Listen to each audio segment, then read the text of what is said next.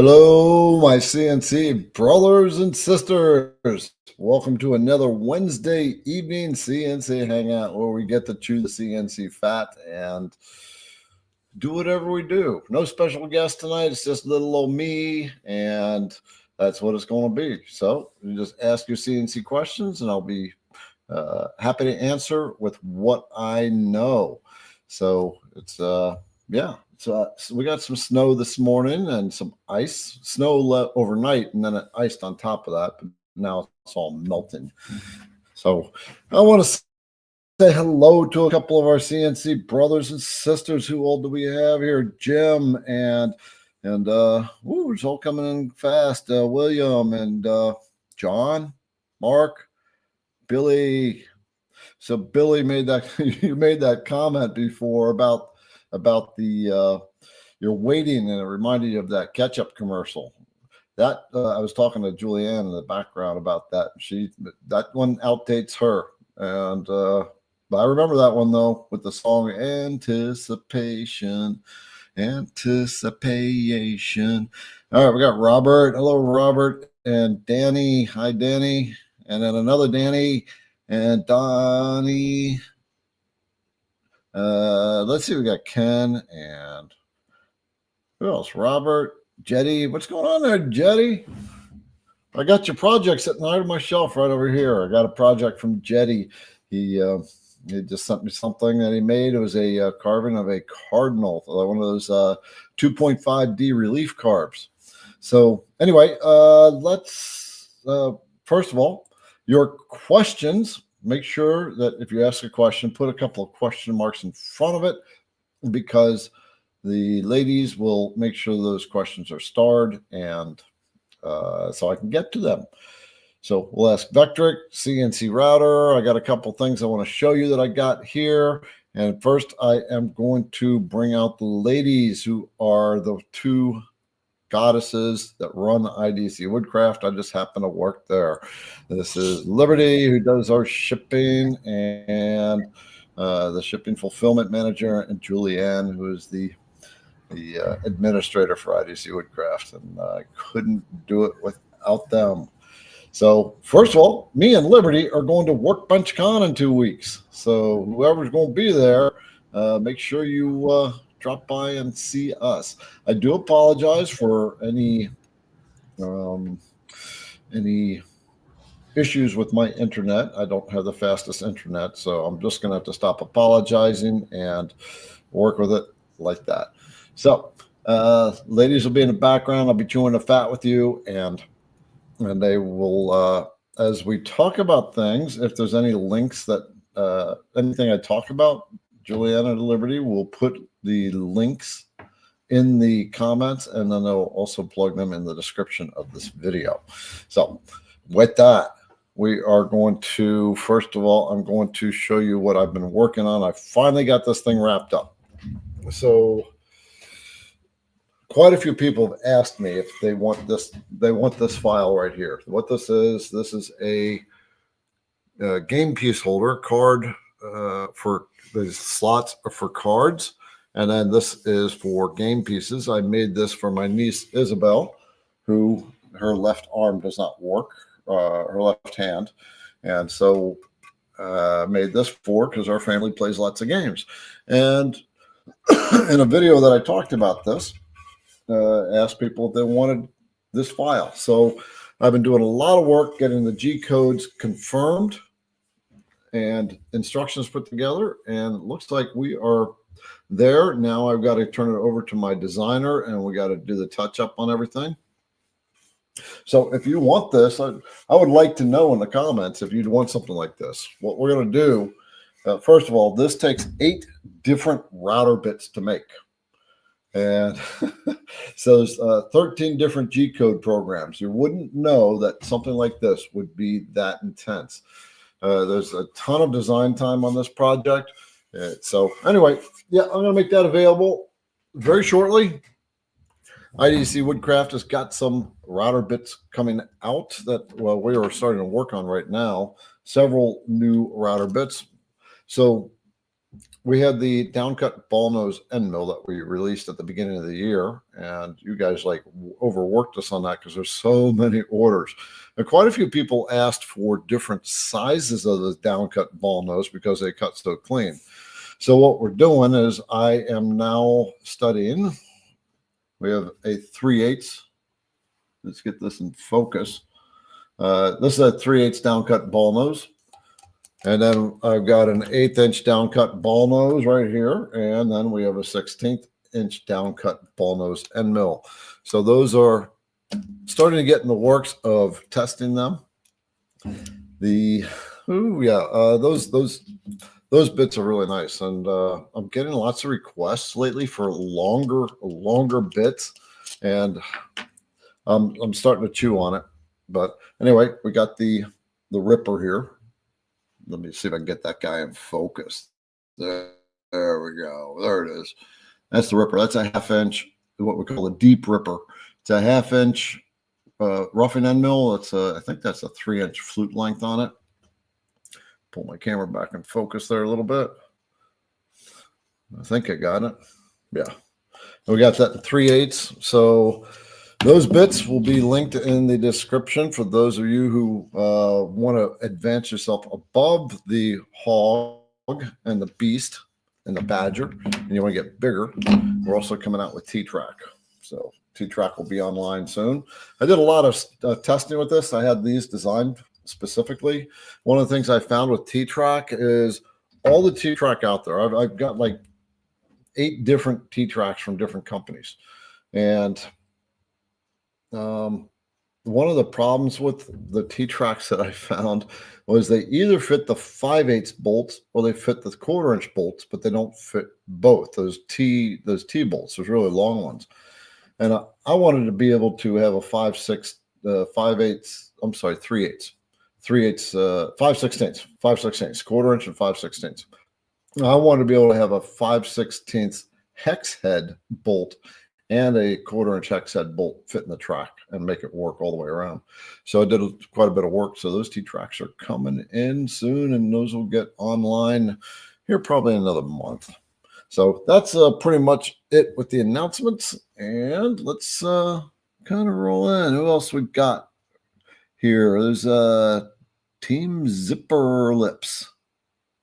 Okay. And Timothy and Ronnie. Okay. Well, we are going to jump into some questions. So let's see what we got. I do have to kind of get a little closer to my computer. I had a shot in my eye on Monday, and that has made my vision a little bit more screwy than it normally is. So, all right. So Billy is the first one to be asking a question. Garrett, when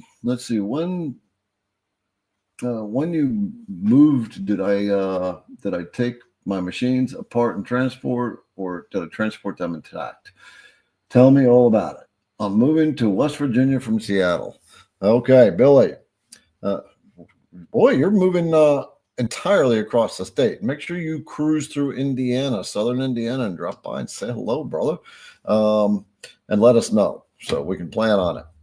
So, nope, all my machines were moved as an assembly. I did not take them apart.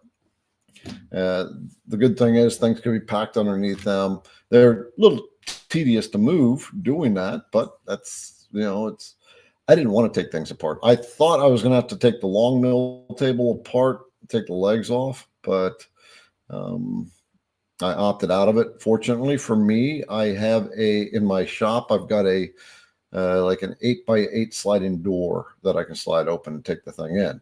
So if you're limited on the doorway space to get it through, then you may have to dismantle your legs off your machine. That's one of the tough things about moving when you're moving all your equipment too, is you got to deal with that kind of stuff. All right, so Joey says, "Hey Garrett, I was just milling black walnut with a 1/4 inch end mill and getting tons of long fibrous millings. Is this just the nature of the walnut beast, or can I change feed depth to help?" depth of cut. Okay, so I'm assuming you were using the Beast. Here's a tip for you, Joey, and anybody who has the Beast or the Hog or the Badger, and it's something I actually discovered recently that works a lot better with cutting with these bits, is don't cut with the grain. So Joey, what you're experiencing is you are cutting with the grain, and that's what I've always preached, but I just did something a little bit different when I was doing this project. Since it's got raised 2.5D relief on it, of course I have to remove material downward, and I decided to do a raster cut with the Beast on this going that way against the grain, and it really worked a ton better, and I could actually amp up the feed rate. So I was running at 240 inches per minute, and I could run it a heck of a lot faster like that. So when you're doing it, Joey, and anybody who's working with the Beast or the Hog, these roughing bits, when you're roughing material, go against the grain when you can, across the grain. It works a heck of a lot better. And what happens, what he was experiencing, I just want to kind of explain this to you. When you're going with the grain, with that bit, you're doing an 80% step over. And what it's doing, it's ripping away fiber so that it'll take big chunks of the wood out sideways. That normally doesn't cut it down into it, but it's like digging into the material so fast and so hard that it's breaking it away and pulling chunks out. And so especially if you are using dust collection, those chunks will get caught up in your dust collector. So go across the grain as opposed to with the grain when you're doing using the roughing bits. That's a great question. I'm glad. I'm going to shoot a video on that. By the way, the video for this that I'm doing, it's actually going to be 7 different videos because it's so involved. It'll be 7 different videos, and the maze, the marble maze, this video should be coming out probably the end of next week. There's going to be 3 videos for this. One is the design. Number 2 is the toolpath video. Number 3 is the actual setup on the machine.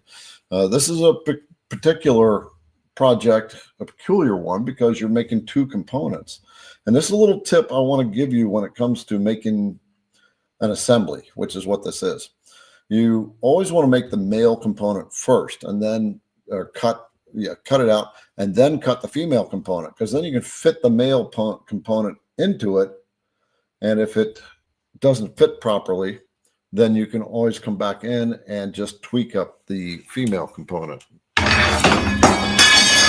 As my office falls apart.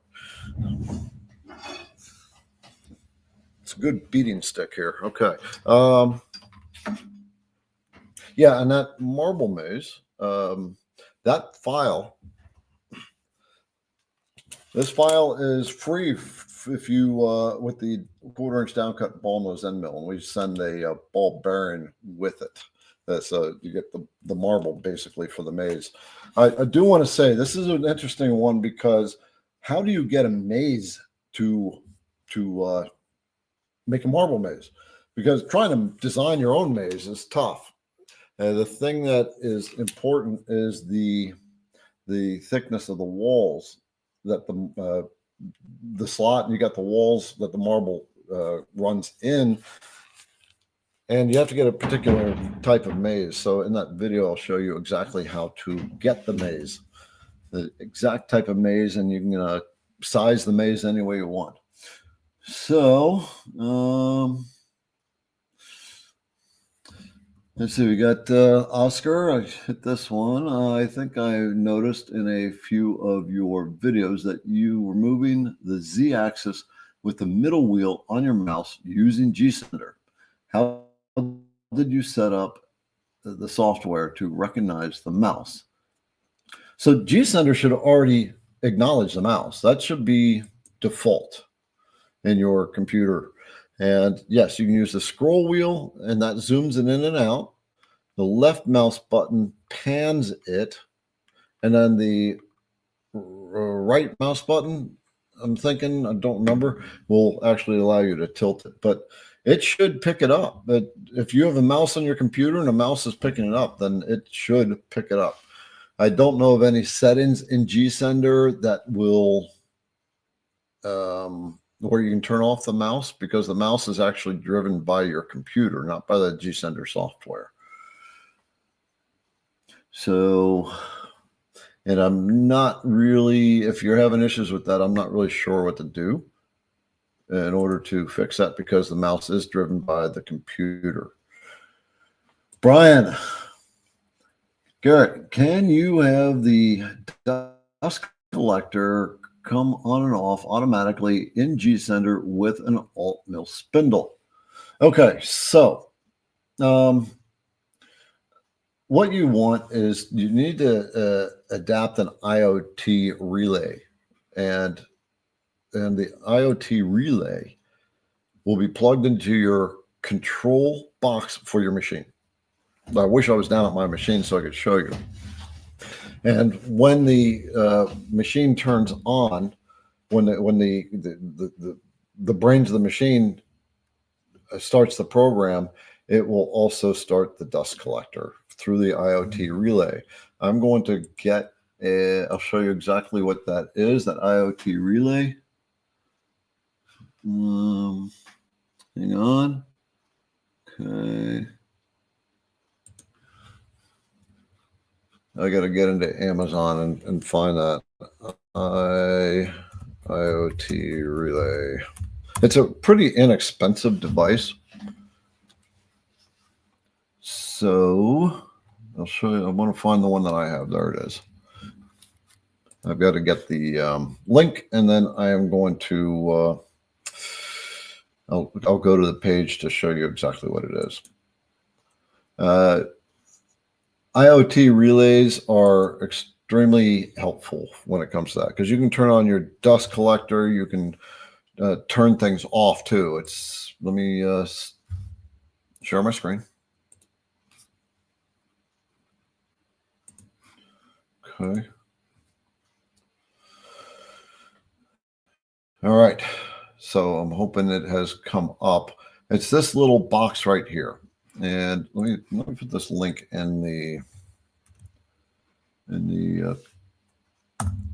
comments here. So it's coming up in the comments of what this is.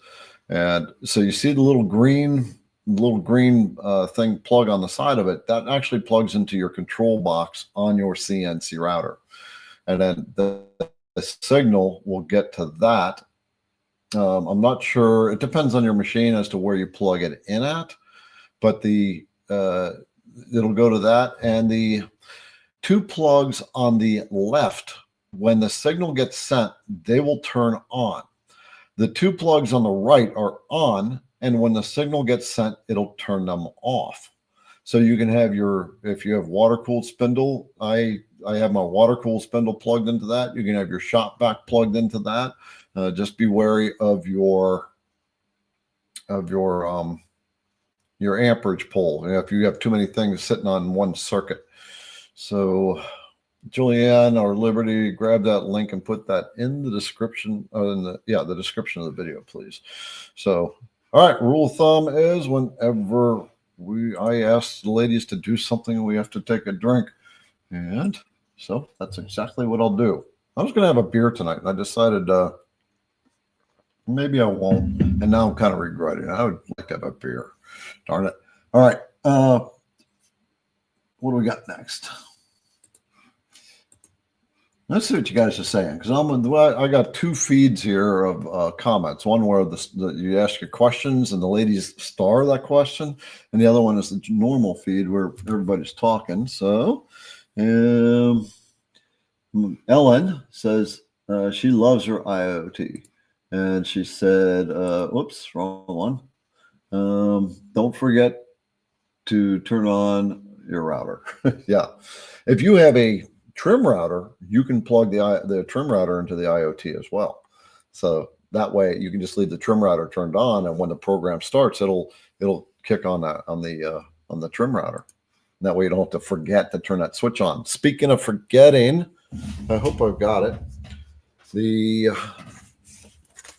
I don't think I have it with me up here, the checklist. So there's many times we forget to do things like set our X, Y, and Z, or forget to set our Z, and then we hit the start button and we end up sending our machine and our router bit deep into the material of the project, ruining it.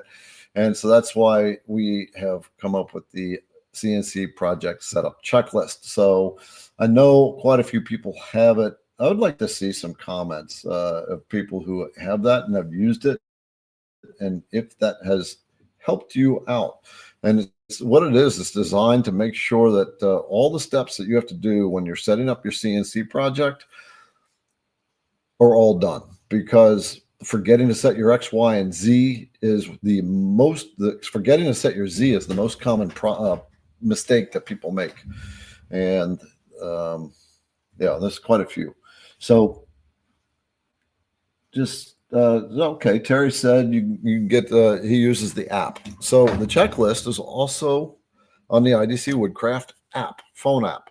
So if you have Apple or Android, you can go to your app store and type in IDC Woodcraft, and the IDC Woodcraft phone app will come up. And the phone app has a chip load calculator on it. It's got the checklist on it, and you can modify the checklist for your purposes. It's got all the router bits that IDC Woodcraft carries, and it's got all the specs for those bits, and it has all the feeds and speeds for those router bits. So I do suggest you get that. That is linked down in the description of the video. You can put it on your phone, and if you ever have a question about feeds and speeds, which I get those questions all the time, this is my resource. I go straight to the phone app to answer those questions. I have too many bits to try to remember feeds and speeds. Okay. Anybody? So use a check. Yep. Owen said it uses a checklist for every project. Absolutely. Use that checklist. Then we got the paper copy, and the paper copy PDF, it explains every step that's in that and why that check is there. And there are a surprising number of checks. I even passed it back and forth to our brother Mark Lindsay to just make sure I wasn't missing anything. There's still a couple things I probably could put on it, but all right. So Brian says, "Can you have the?" Oh, okay. We already did that one. So the IoT relay. I do suggest you get the IoT relay. When I first got into CNC. I like, what the hell is an IoT relay? But once I got it on my machine, it's like, oh, this is great, especially with a water-cooled spindle. It'll turn on your water pump. Timothy says, Garrett, is there any way to import an AutoCAD 3D model into the Vectric Pro? So there are several different types of models. So I'm not the best to answer this, but I am going to show you how you can tell what you can import into Vectric as far as 3D models. So I am going to share screen. I'm going to share my Vectric screen. And we are going to go to there. And then I'm going to go to there. Let's make sure that has come up. Yeah, okay. All right, so this is the design for that, for the for that card holder.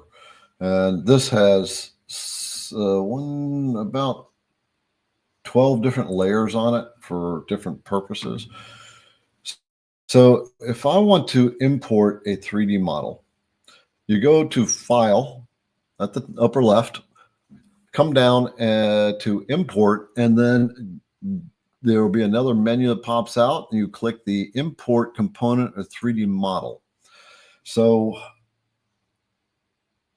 let's see. I want to see the file types. Okay, so when your directory opens up, in the lower right corner, there's this little box that says all 3D files, and you can click that, and that box is going to open up, and it's going to show you all the different types of 3D files that you can import into the Vectric software.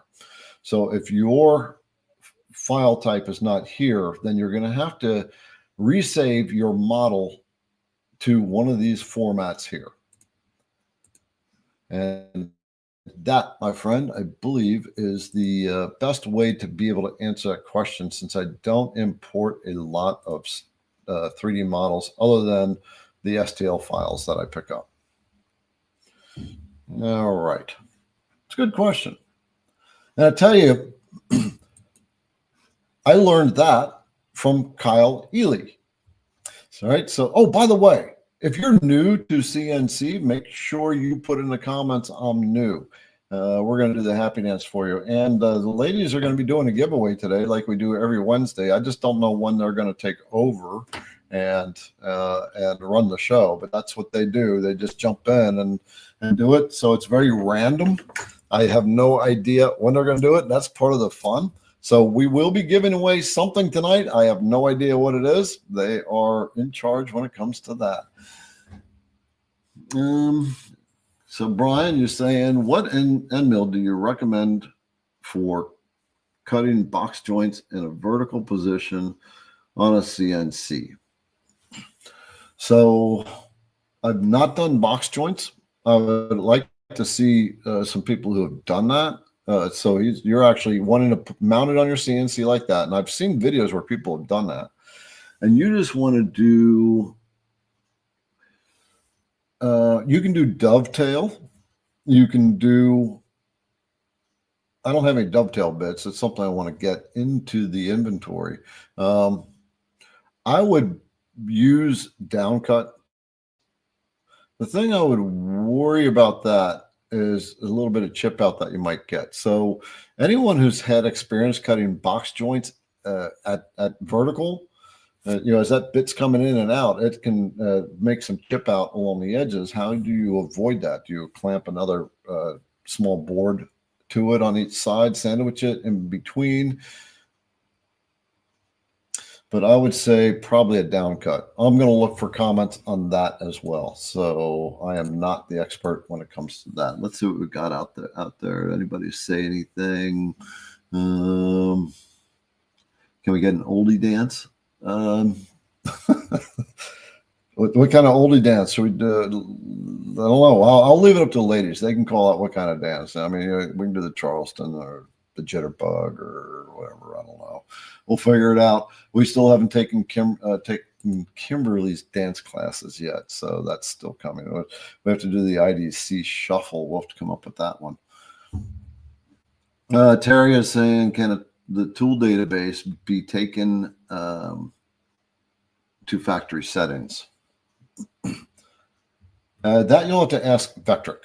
Okay, so what Terry is talking about, I'm going to share screen once again, but I got to stop this share. And we are going to go to the IDC Woodcraft website. So first of all, just so you know, at IDC Woodcraft is, by the way, that's the bit that we just released. Oops, where did that screen go? Oh well, it comes out on the little banner on the website. At the top of the website, you got the menu thing, and it says database download. So if you just got the Vectric software, you don't have many CNC router bits in it, you can click this menu item at the top, and then you can get a full-blown database right here for Vectric, Fusion 360, Carbide Create, and Carveco. So I do suggest you get that database along with the phone app, because that'll completely populate your router bit database. So the question about factory settings, I don't know. I really don't know. You'd have to send an email to support@vectric.com. They can answer that question. Oh, Kimberly has just made us a nice little contribution at $20. Kim, thank you. She said, let's start a donation string to buy the Starlink for Garrett. Yes, please. Bring that money on. I gotta get that going. I am in an area that I had one internet and my upload speed was 1.5 megabytes per second. It was slower than a snail's walk. And so I got satellite now, not quite Starlink, but I will certainly take Starlink. Now I have 10 megabytes per second upload speed. So this is why it's so blurry. Julianne was telling me we did some practice runs. So just sits really still, Garrett, and your picture comes in quite nice. So yeah, I need a decent internet connection. Here's by the way Kimberly just made a donation was the $ that's just below the video. You click that and you can throw some money at us. I take the ladies out. I do owe them a trip to the chop house from the last couple of donations that have come in. Thank you, Kimberly, by the way. But there are a couple of like these grant programs where you sign up for them. There's like federal funding that is put into these things where if you apply for it, there's money for them to actually install the internet where you're at. But they have to run the internet cable probably 3 miles to get to me. So where the ladies are at, Liberty and Julianne, they get 600 megabytes upload speed. So if that gives you any indication of what I have to deal with.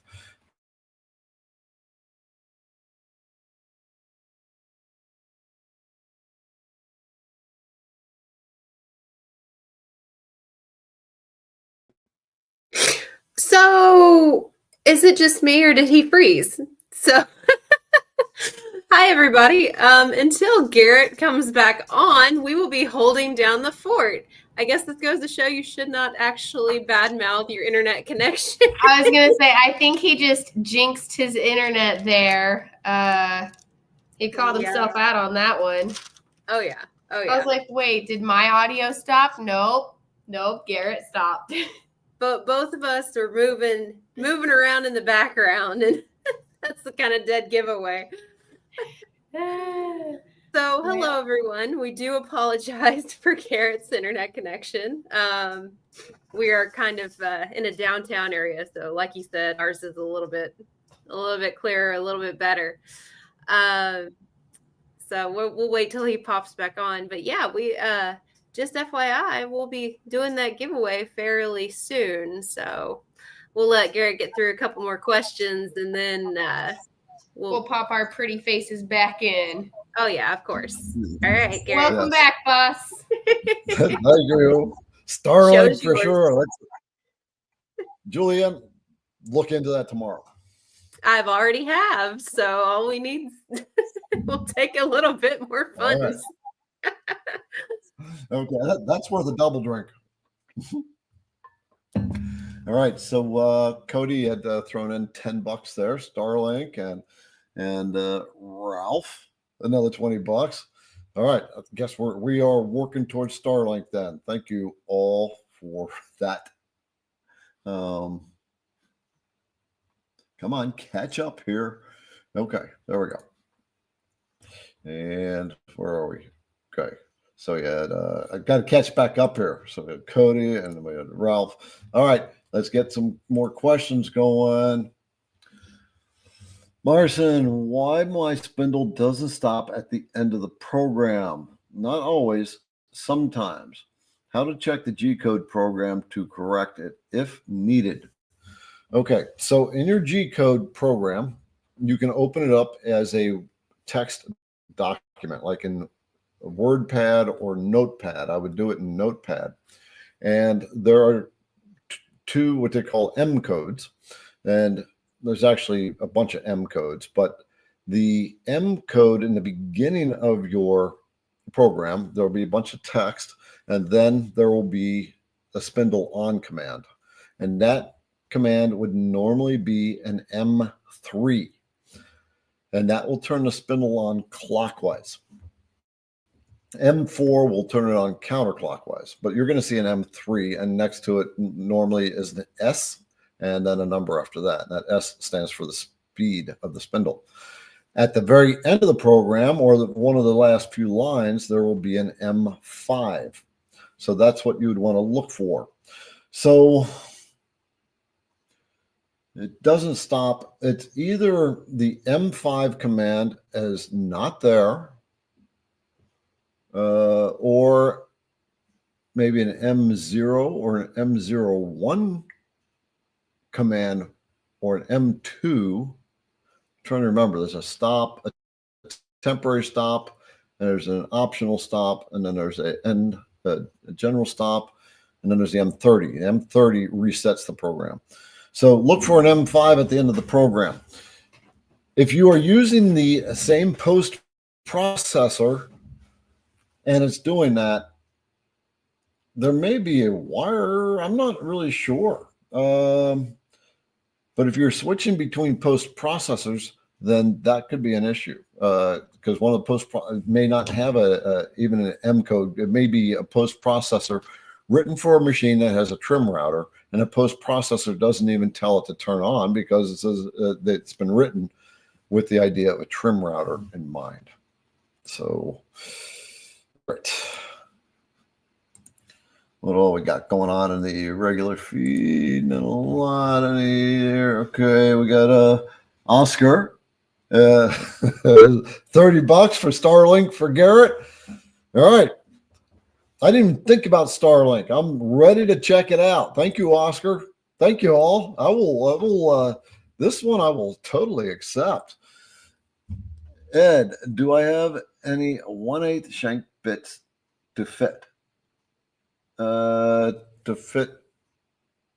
I'm not sure what, but we have a lot of 1/8 shank bits. Matter of fact, you can go to the IDC Woodcraft website. I think my tech guy. Oh, there's more. Where's that one? My eyes are too bugged out. Okay.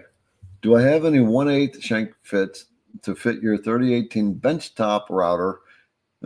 If not, where can I find them? You find them at idcwoodcraft.com. So let's, I think you can filter it down. I've asked my Richard, another person that works for IDC Woodcraft, which you never see. He's the tech guy, takes care of the website, the phone app, all the technical, boy, oh boy, all the technical stuff.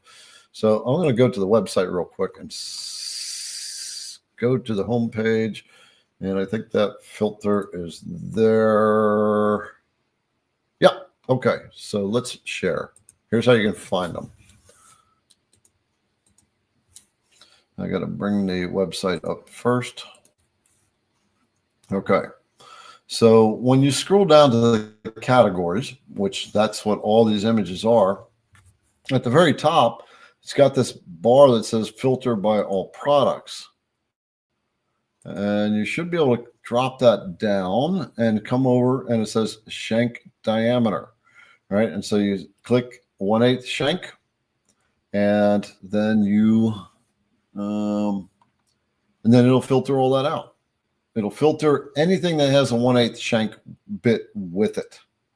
So that's how you can do it, or you can filter it even further by using some of the other filters that are in here.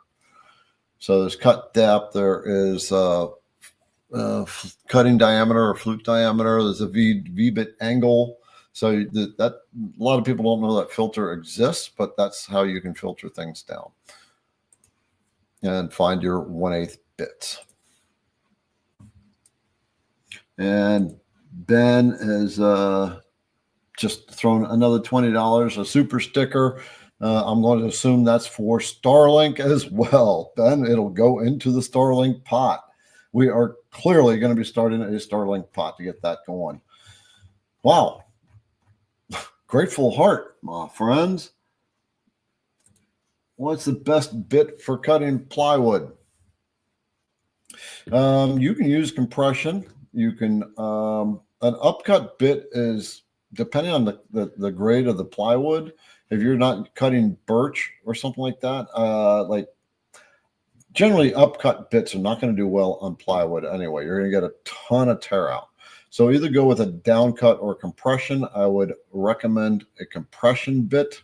Ladies, do a search on the website, filter it to compression, and then link that in the comments so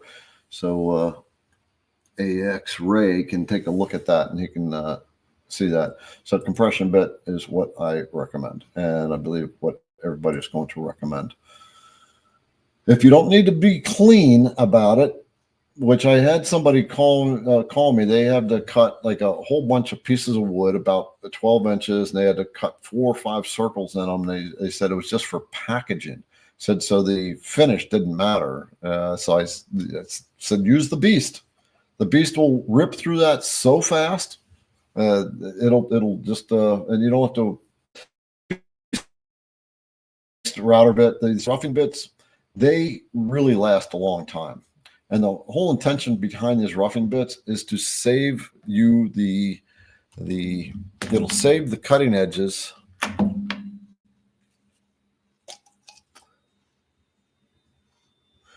It'll save the cutting edges of your clean cutting bits like this.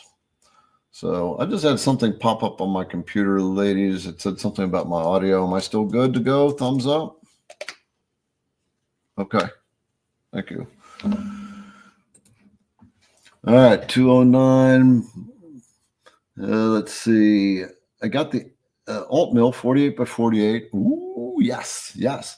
Couldn't figure out how to get it running. I'm selling it. Comes with everything and the Auto Zero touch plate and the G control panel computer. I'm in the Central Valley, California, Modesto.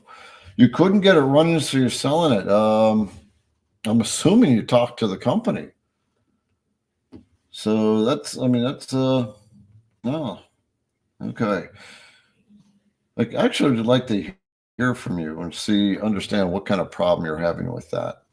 Do me a favor and send an email to Garrett at idcwoodcraft.com and put in that subject line alt mill problems. And in the email, as you started off, this is for Garrett, because my emails are filtered first before I actually get to them. So please do that, and that will be forwarded to me or brought to my attention. I'll look at it because I'd like to know what kind of problems you were having. You couldn't get that thing going. So anyway, in the meantime, you got an alt mill CNC for sale with the touch panel. Dude, I just got my touch panel. I haven't installed it yet. I'm going to do a video about installing that. And got Joey has thrown in another $20 for Starlink.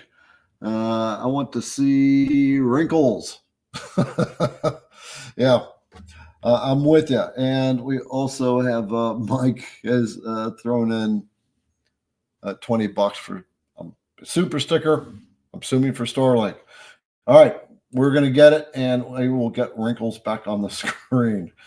Oh my. All right. And we got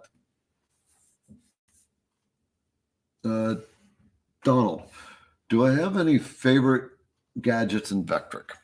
So the only gadget I really play with is the spiral gadget, but there are lots of gadgets for the Vectric software. You can do a search. Do a search for Google Gadgets, and the web page that has all the gadgets will come up. Again, like I said, I've only worked with the spiral one. I do want to play with gears though a little bit. I just want to make something. Folks that have worked with gadgets, make sure you put in the comments what is your favorite gadget. Which ones have you worked with? Ray Dixon, what's going on? Okay. Brother Ray. Just taking a look at some of the other comments that are going through. Okay, and Bubba got his bits today. And he can't wait to eat his M&Ms. Well, I've done a lot of feed rate studies on M&Ms, just so I've done it on the show here, and I can tell you it's about a 1 M&M per minute. All right, Oscar saying, sorry, what you meant is to physically move the machine Z axis up and down using the mouse wheel. Oh, gotcha. I don't do that. If somebody has configured that, okay. So I think there is a way. I am not hooked up with my CNC right now to hook up G-Sender, but in the upper left-hand corner there's the firmware button and there's the settings button, and one of those has a thing where you can configure all your different mouse your buttons for your computer. You can configure things, shortcuts for doing different things. So I'm not sure exactly where that's at, but it's in one of those two. It's not going to be the firmware. It's going to be in the settings, and you just have to scroll through the different. On the left-hand side, there's different things, general, and there's one a spindle and some various other things. Look there. You will find it, and you'll be able to shortcut it using that setting. We're taking over. What's up? Okay, looks like it's giveaway time. So We're taking over. I'm going to. Right. All right, Julianne, you've got the background systems. Do you have a word yet? I do. Since it's an upcoming holiday on Friday for our special Valentine's Day coming up, let me get this thing going here. Maybe if it decides to work with me. Couple of rules while she gets everything working. You're going to comment with the word that we give you with the pound key or the hashtag or whatever you want to call it in front of it. No spaces, know your name.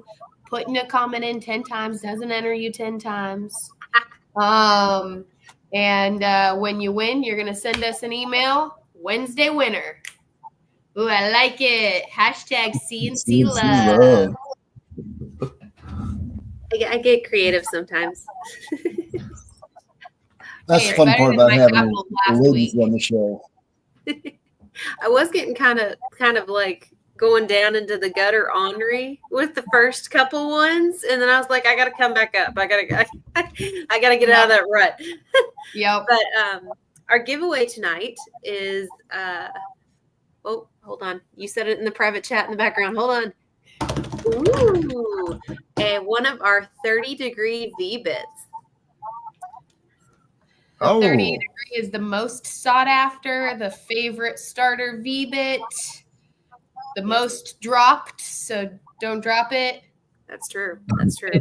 But if you drop it, I'll replace it. It's like it is a gorgeously, if you're listening and you're not an actual CNCer, but you love good tooling, it is a wonderfully beautiful carbide, fancy, up to a point rainbow sheen on the flute of pointage. Anyway, yeah, there's my really, really horrible description of what a 30-degree V-bit is. I say we draw at 850. Okay, I'm good with that. That's the IDC Woodcraft nice extreme detail. Yes, the extreme detail bladed V-bit. I just popped it up on the screen. So there you go. That's what they're giving away. Oh yeah, they're pretty. Yeah, that really has some serious detail to it. I'm gonna see if I can bring that picture up. You can see there how, look at the little flower next to the quarter. That's the intense detail you get out of that thing. So it's just that whole thing is look at the right at the point of the bit in that image, and you can see all the detail in that carve right there, and that doily. Ellen says, "Oh, I do want another 30 degree." Like they are. So let's see. Let's see if I can't make this bigger so we can see how many people are actually. yeah, I keep my screen small because there's so much on it. There we go. So far, 128 people. And Jerry Wilcox, yours is entered. Yes.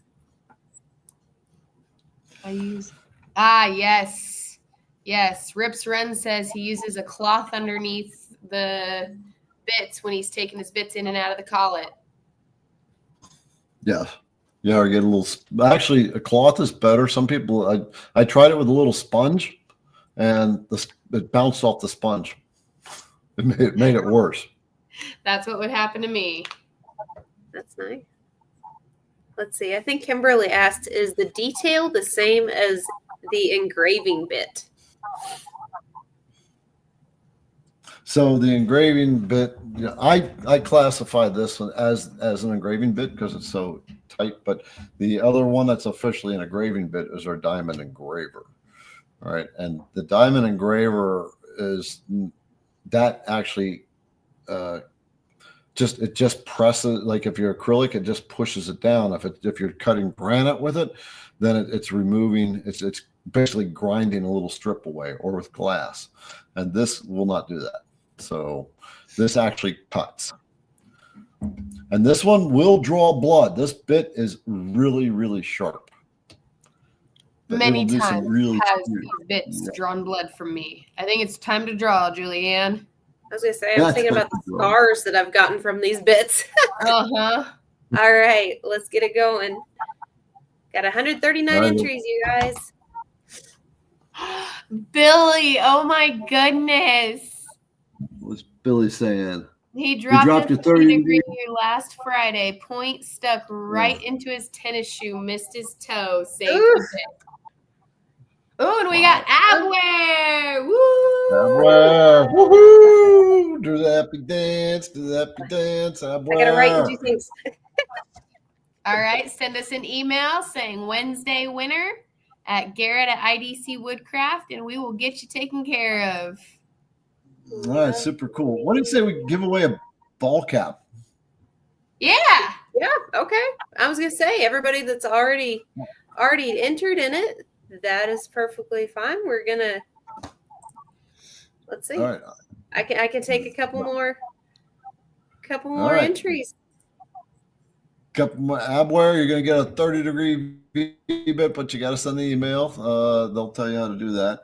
And so, CNC Love. That little thing is going across. Hashtag CNC Love, and you'll get a ball cap. This is for the IDC Woodcraft ball cap. Whoop, whoop, whoop. Brian Knackers, I'm sending out your mini Jenny tomorrow. I just got them today. Yeah, IDC Woodcraft carries the Jenny bits, by the way. Mm-hmm. For those of you that didn't know, so that's what Liberty's talking about. All right, well, let's do this. Let's spin the wheel for the ball cap. All right, hold on. Let me get to the right screen. Okay. All right, we got one more person that went in and entered that, so let's draw again. Okay. All right, this is for the IDC Woodcraft ball cap. Here we go. Here we go. Giles Winner, Giles. All right, Giles. You got a ball cap. All right, very, very cool. All right, tell them how to email us at Garrett at IDC Woodcraft, and we'll get you taken care of. Wednesday winner. Yep. Garrett at IDCWoodcraft.com. All right. So cool. We'll have to come up with an extra special giveaway. So last week, I just got to say this. Not last week, week before, we had Jace from Airweights on, and he gave away a whole Airweights 24 by 24 vacuum system. That was like $900, $800 gift that somebody won. And then and our brother Greg from STL Woodworking, he's done a couple of things too. What did he do last week? $200 IDC Woodcraft gift card. Okay. All right. All right, so Giles and Abware winners. It's kind of cool when you actually win. It actually comes up. So you stick around here long enough. So this giveaway that we do, it's just random every Wednesday. We will do it, and but the ladies get to pick it. We pick All the right, bit. we are going pick to the time. Yep, and remember, we are Liberty and I are going to be at Workbench Con in Atlanta, Georgia. That's not next weekend, the weekend after. So that's going to be a lot of fun. Hang out with the CNC brothers and sisters. Yeah, Liberty, have you figured out what project you're going to make next? Is it going to be a video? I think so. I had to pull in the women who CNC in on this one because I was getting a little decision paralysis going on, but I think we've got it figured out. Okay, yeah, women who CNC. So that's a private Facebook group that's for women only, women who CNC. So that link will be put in the description. That is run by our CNC sister, Kate. And Ellen is a moderator. And are you a moderator too? Nope. Okay. Anyway, I'm working on my activity there. I'm listening to the wisdom. Yeah, that's the way to do it. The way we start out. All right. Okay, I'm going to bump you guys in the back. The two winners, make sure you send an email to Garrett at idcwoodcraft.com. What's the subject line? Wednesday winner. Wednesday winner. Okay. All right. And the ladies will get you taken care of. They'll send you some love along with your gift. All right. Let's get into some questions. So, Jerry, by the way, we are starting to peak out on questions. So probably not going to take any more questions other than what we have starred right now is 19 starred questions. So if you've asked your question up till now, I'm going to handle it. Beyond that, we'll see how fast I get through this stuff. Okay. Spoilboard size from, oops.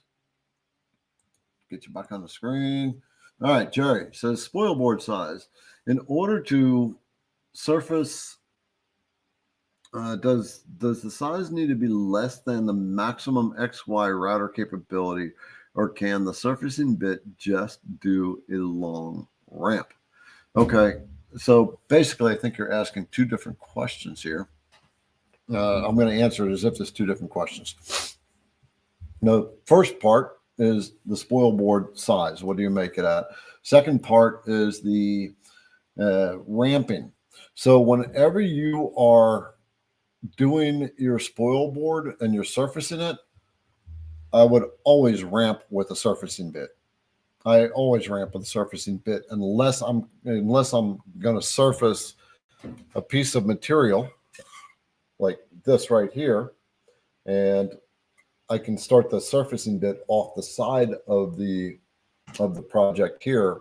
I won't ramp. I'll bring it down to the height that I want to surface, and then I'll go straight across, and I'll run it off the other end.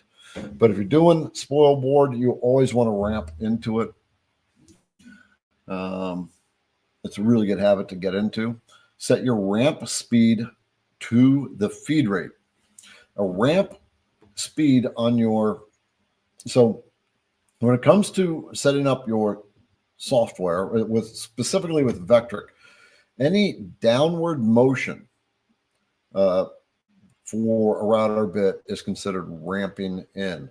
And so if you are doing a ramp with IDC Woodcraft settings, I set the plunge rate to 7 inches per minute. So any downward motion is a plunge, and a ramp is a plunge. So if you go on a really long ramp, it's going to go at 7 inches per minute.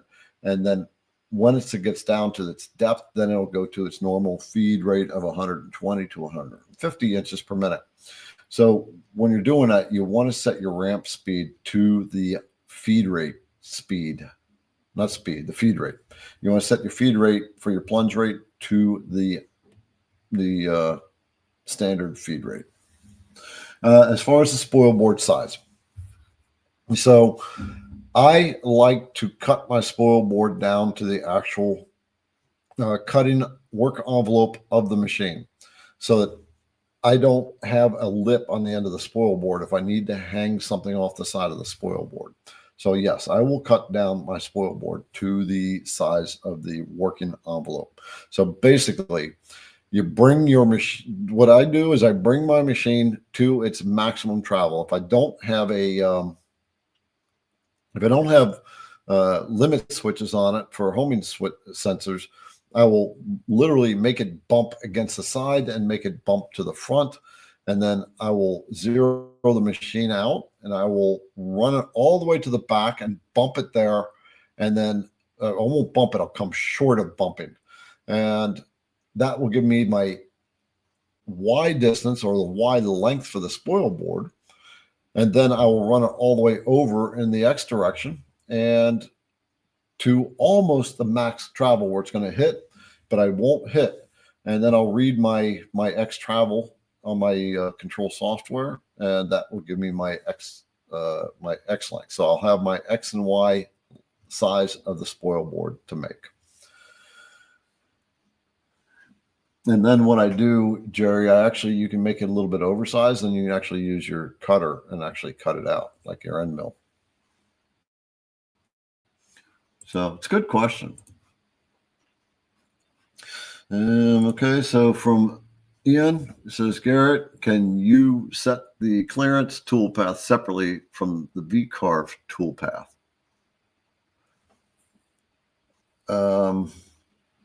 Before I answer this, I want to go back to that ramping. Any downward motion is a ramp. The only exception is when you're doing STL files, because the router bit's always going up and down, and that's done at a standard feed rate.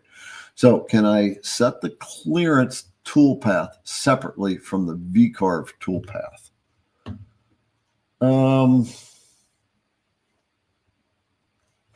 not sure what. Oh! I think I see what you're saying. Yeah. So I think you're talking about the height that the bit is going to pull out at. So let me share my screen.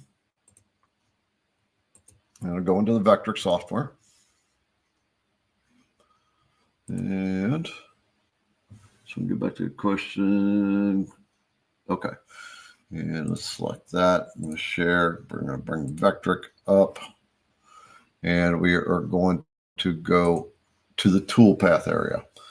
And so in the toolpath menu in the Vectric software, at the very top, there's a button that says Set. When you select that button, first of all, there's before you select that, you can look at the two images that are next to it. And it's going to tell you these different numbers here that are relative to the what the router bit is going to do.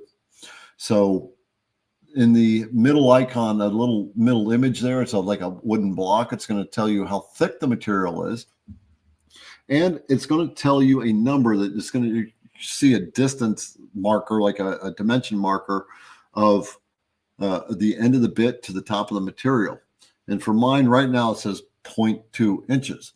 So what that means is I know that when the router bit is doing its carving and it has to pull up and move somewhere else, it's going to pull up to 0.2 inches above the material and move over and then go back into the carve.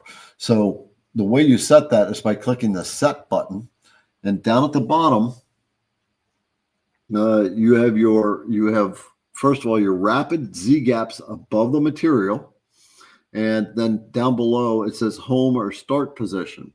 So we'll start with the one at the very bottom. The home and the start position is there's an X and there's a Y. So normally we start our CNC bit at the 0, 0 location that we set for X and Y.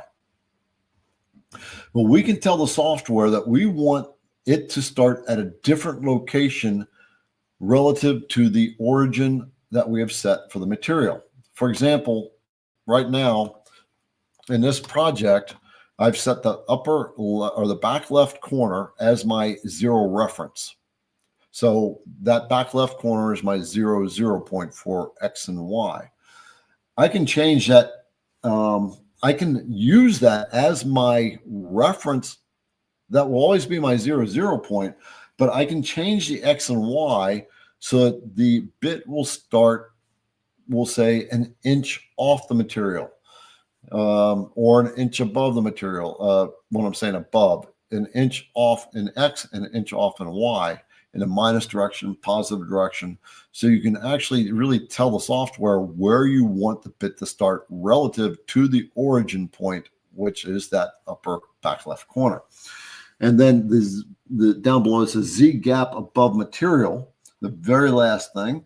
Right now, for me, it says 1 inch. And what that means is when the machine goes to its origin point, when it's done carving, or when it's starting, it's going to position itself at the 0, 0 point, because that's what's listed right here. And it'll start 1 inch above the material, because that's also what's listed down here in the bottom. And when it finishes, it's going to come back to that position and the bit will move an inch up.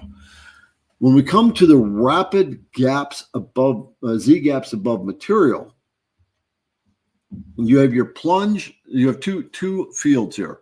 You have your clearance and you have your plunge. So the clearance is what the router bit, and this is what I think you're talking about. Gotta make sure. Hold on a second. I want to make sure we get your comment out of there. Can you take his comment out so they can see it? Okay. So the rapid Z gaps above material. The first one is clearance. So what that's going to do is the router bit, when it's doing carving, it needs to move to a different location. It's going to rapid up a certain distance, and then it'll rapid across that new location. So that number is set by the first one, the rapid Z. This is what the setting I think that you want to take care of. Change that. Say your router bit is coming a whole inch up and it's moving over and it's doing a plunge, a slow plunge to get back down into it. That's taking forever. So you come in and change that clearance number, that Z clearance number. Now the number below it, the plunge number, is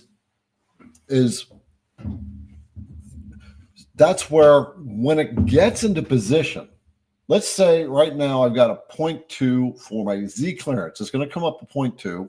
It's going to move over. And right now my plunge is set for a 0.2. So what it's going to do when it gets that new position, it's already at a 0.2. It's going to start going down at the plunge rate. Now, let's say I want to save a little bit of time on that. I can tell it that the plunge will take effect at a 0.01 above the material. And so what that will do, I'm going to, now that you know where that's at, I'm going to come back into our main screen here. And so I know my screen's going to get a little foggy on this. The router bit's going to come up to that clearance point, which is 0.2, and then it's going to wrap it over to its new point. And then if that plunge value is, say, a 0.05, right now the router bit is a 0.2 above the material. It's going to wrap it back down to 0.05, and then it will start its plunge feed down into the material. So this is the way that you can make your programs really, really efficient by, first of all, shortening up that clearance distance, coming up a 0.1 or 0.2. That's the clearance for Z. And then set your plunge down to very close to the material, say a 0.02. And then it'll wrap it back down to that 0.02 distance and then start its plunge rate. So I hope that made sense. That is, I think that's going to take care of whatever you're dealing with. When I first got into the Vectric software, my router bits were going up to an inch, and the feed rate down was like taking forever because it was plunging that whole 1 inch before, and it's a slow feed. All right, Randy says, Garrett, can you talk about how I avoid tear out? and also burn marks when cross-cutting, especially in harder woods. All right, so tear out is generally avoided by using a downcut end mill as opposed to an upcut end mill. There is a little interesting technique that you can use if you want to use an upcut end mill. So first of all, tear out happens because of the forces on the wood. When you're cutting, and if you have an upcut end mill, in other words, as the router bit is spinning, it's pulling material upward. That's going to create the tear out and the chip out that you get. When you have a down cut, the spiral is going down. It's actually cutting downward, so it leaves a super clean edge. So that's what down cuts do. When cross-cutting, okay. So then you're getting some burn marks. And burn marks are indicative of either a dull bit or a feed rate that's too slow. So you want to turn the feed rate up, or you can turn your spindle speed down. You're doing hardwoods, I'd turn your spindle speed down a little bit until you get rid of the burn marks. As burn marks are just due to friction. And friction is going to be caused by either a dull bit that's not cutting very well, or the bit is just moving too slow through the material. It's basically just rubbing the material. Something you see a lot in surfacing bits. That's why surfacing bits, you want really high feed rates with really low RPMs. Okay. So anything else there? Okay. Nope. Really, the down cutting end mills are what's going to eliminate that tear out, especially going across the grain. So from William, if you're on a budget and need to save for Vectric software, is it an issue to just utilize GSender and use created downloads from other sources? Would you recommend any place available for downloads? Okay, so no, William. That's really not the way to go. So GSender is control software. I'm going to leave your comment up here for a minute. So GSender is control software. It is what runs your CNC router. It's taking the G code and it's interpreting the G code, and it's from that G code, it's telling the CNC machine how to move. The GSender is not design software. So you need the design software, specifically the CAM side of this design software, that stands for computer aided manufacturing or machining. Vectric has CAD, computer aided designing, and then CAM, computer aided machining, wrapped up into one package. And that needs to write the G code that's going to be sent to the machine. G code is run through a post processor, and the post processor tells the software how it's going to write that G code, what commands to put in, what it will not be there. And you don't know what post processor has been used.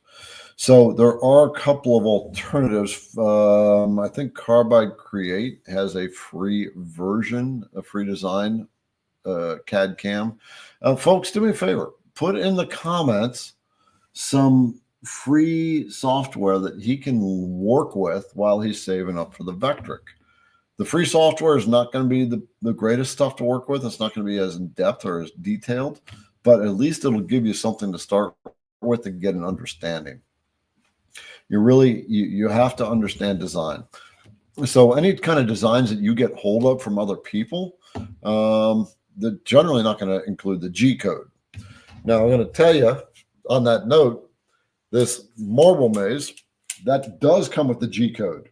I provide the G code for the files that I give away, including this guy right here. But what I always tell you to do is dry run the G code first, because you have to make sure that it's going to work on your machine. Don't put a router bit in when you're testing it. You want to dry run all the G codes that I provide first to make sure they're going to work on your machine. And Okay. Yeah, I want to see what kind of free software. Some Carbide Create. I'm currently using so Jim is currently using the free version of Carbide Create. So you can get that from Carbide 3D website. That's the same company that makes the Shapoko machine. It's not super powerful, but you can work with it and it'll create code for you. Who else uses, what else is out there? Bob CNC has free design software and GSender. GSender is free, so it's free anyway. For those of you who are using UGS control software, dump it, scrap it, get GSender. It's so much easier. Okay.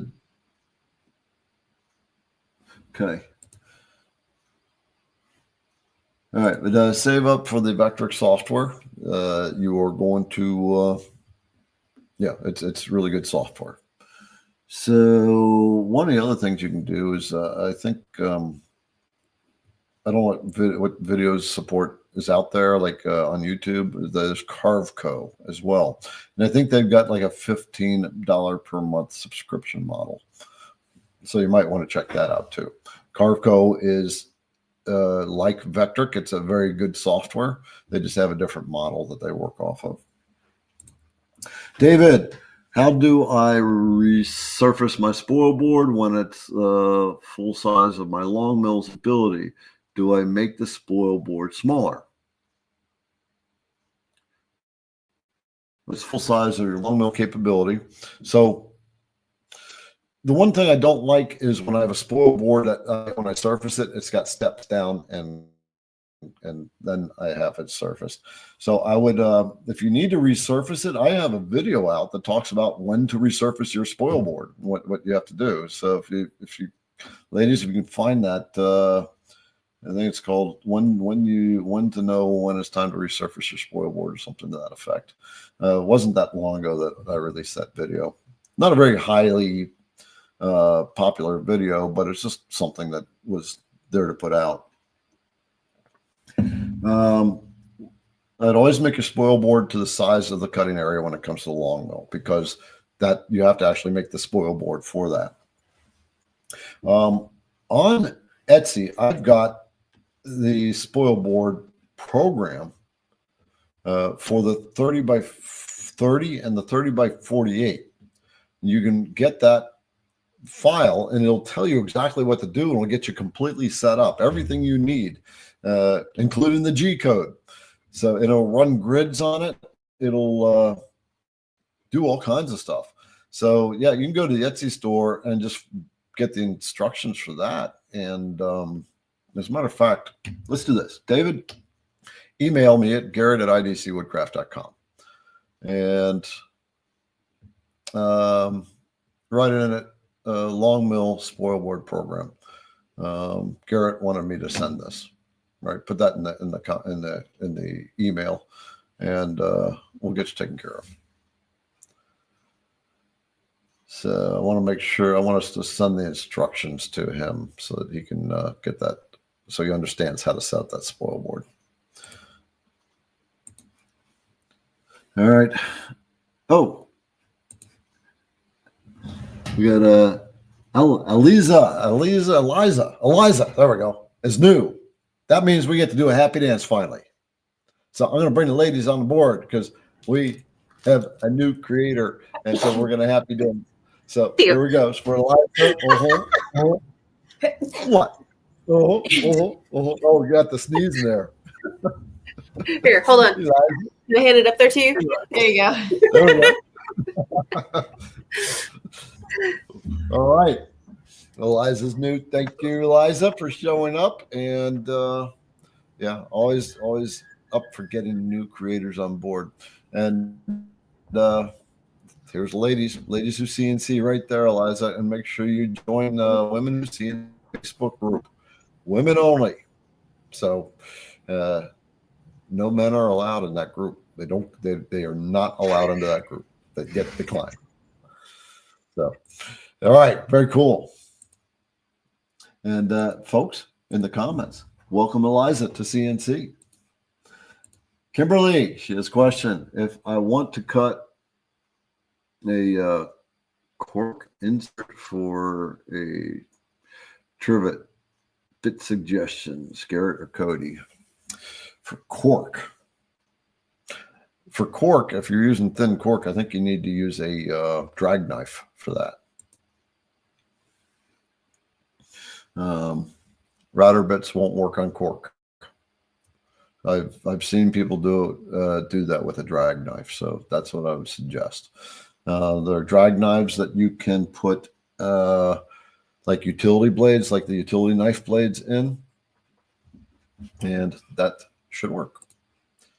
I've never cut cork, but I know it won't work with CNC router bits. It'll tear it up. Crazy Guys Grill. Hey, Garrett, I saw a video where you turned nodes from an arch that can't be smooth into smoothable nodes. And unfortunately, I've watched so many, I can't figure out which one. I think that's the one with the Santa Claus one. So that video will be linked in the comments and in the description once the ladies get to it. So I asked them to do something. Got to take a drink. Yep. So watch for that in the description and in the comments. Oh, we've got a couple more. Jeez, these came in a little while ago. Sorry about this. Michael, $20 super sticker. Yep. More Starlink money. Thank you, Mike. And we've got Brooks. Starlink for Garrett. Another $10. We're going to have several funds going on here. By the way, this weekend, the IDC Woodcraft team is going up to a gala for a organization that IDC Woodcraft donates to, which is called Missing Alexis. And it's an organization that supports families who have lost children. So it's a dress to the nines type of thing. A lot of fun. We went to it last year. We're going to be going to it this Saturday. So be all kinds of a blast. All right. Lester, question: how do you determine your bit is worn out and needs to be replaced? This is a common question. I've got to do a video on this one. Okay, there's a number of things. Number one, if you're getting burn marks, then and it's burning constantly, like it's burning the material and the bit is getting hot too quickly, then it is likely getting dull. I want to grab a router bit. I'll just use one of these. Another one is you can tell by the sound of the bit when it's running. If you've been running it, you got a feel for what it sounds like. And if it starts to sound like it's the pitch is changing, usually higher, that means that it's probably working harder to get through the material. You can also notice more, just maybe a little more drag from the machine. The machine seems to be working harder to get through the material. That could be one. One of the things I will do is literally I will just feel with my finger the edge of that bit. And if it feels dull, if it's not feeling like I can feel like a knife edge on there, then I am getting to a point where I'm realizing that bit is getting dull and it's time to replace it.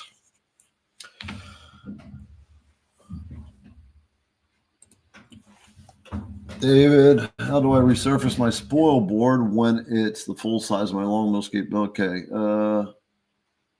Do I make the spoil board smaller? Yeah, so I've already talked about that. Let's see, from Ronnie Garrett, is the alt mill built in Canada or in the USA? I'd like to visit the showroom before you buy it. So it's built in Canada. CNC Labs is in Toronto. And so, yeah, they're up there. But you can you can go to the alt mill, the Longmill website, the CNC Labs website, and ask if anybody's around you because it has the alt mill, you'd like to go see it. If you happen to be around Indiana, then email us, and we'll set up a time for you to come on by, and you can check out mine. So there you go. But that's the way to do it. So they're in Toronto. And the machine is made in, most of their components are made locally, meaning either in Canada or US. They try to keep most of their production in Canada. Of course, there's some things that you just can't get here, so they have to get it, overseas from either China or something like that. But it's not many components. They're very diligent about the stuff that they get and where they get it from, because they like us, we want to support our country. Okay. And William's saying, is Fusion a USA company? Fusion, you're talking about the Fusion 360. I don't know. I honestly don't know. In that case, I am going to say that it was written by Autodesk, which is part of the AutoCAD, where the company that made AutoCAD. And I'm 100% sure that they are not, their program writers are not all in the United States. They're all over the world. Any business today would be doing that because like people who manage our Amazon account, set up Amazon, they're out in Pakistan. All right. So anyway, yeah, I don't know. You have to call them up and ask them. Roger said, I watch Garrett on my iPad and I don't have the $sign showing on my screen. Is there something I need to do? If you're watching YouTube, it should be there, but I don't know. Maybe iOS blocks it. Couldn't tell you. What time is it? 9:26. Okay. Ed says, Garrett, is Longmill able to be used for acrylic? Yes, it can. Absolutely. Just you want to make sure you get O-flute bits, and O-flute bits are designed for acrylic. They're designed for plastic cutting. So you want to make sure you use O-flute bits when you're doing that, ideally, or you can use a diamond engraver that will basically etch the surface of it. Oh, excuse me. Yeah, Sam, brother from Coleman. Hey, what's going on? Sam is a Canada guy. Let's see. So I guess there's some question about sharpening bits. So I get this question when Sam is talking about sharpening bits here. So I get this question on occasion about getting your bits resharpened after you've used them. There are several things to take into account. We don't resharpen bits here. Now that we're getting into 3/8 and 1/2-inch tooling, that's something that we will start to work on this year. So for bits that are 1/4 inch or smaller, it's not even worth it. It's not worth the cost of shipping and the grinding time to resharpen. When we send it back, it's going to cost more than or close to a new bit. So you won't find that with the 1/4 inch or smaller bits. 3/8, 1/2-inch, yes. When you start getting larger stuff, then you can resharpen them. The thing is, the company that resharpens needs to give you the new specs on the bit. The big thing is when you sharpen a bit, you're losing diameter. So if you have a 1/2-inch bit, they're going to sharpen it down until they can get the sharp edges again. And that might bring it down from 0.5 to 0.485 in diameter. You have to update your Vectric database. Now you got to start keeping in mind that you've got a bit that's not the exact size that it used to be. And your database has to be updated to accommodate that. Jim is saying, Garrett, any special precautions necessary for using your roundover bits? Not really. As long as you follow the specs that we have, there really is no special precaution. Stay with the feed rates. One of the things I will say with roundover bits is when you run them, it's actually a good idea to run them twice. The other thing I will say is it's also good to run them. I like to run them in climb. I like to do a climb cut with them. Well, what climb cut will do at certain angles of the grain, it'll leave little hairs. And I always make a second pass that will knock off those little hairs. But the climb cut makes a nice finish. So those are the two things. Don't adjust the feed rates on them. The feed rates are set, and they're good feed rates to do it, and the spindle speed is good. So don't play with that. That's the other precaution I'll give you. And those feed rates are in the database that you can get off the IDC Woodcraft website and in the phone app. So John, I offer it with 1/8" shank in case the router only accepts 1/8? Do I offer what in 1/8? I didn't see the last what we were talking about. Ladies, do you know what he's talking about? No. So, okay. Well, anyway, John, you can go back, you can go to the IDC Woodcraft website and you can use the filtering tool and find all the way 1/8 bits, and you'll see what we have that has a 1/8 shank on it.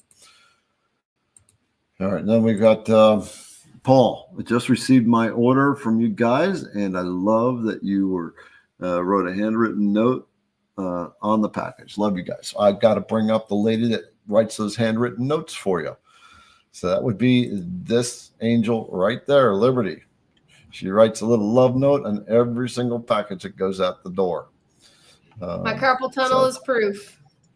Yeah. I looked at, so Liberty came on to IDC Woodcraft before we, you've been 2 years, well, more than 2 years now, right? 2.5? Almost 2.5, yeah. Yeah. So from tracking, she has handwritten probably 28,000 envelopes. Handwritten notes on the outside of 28,000 envelopes since the time she's been here.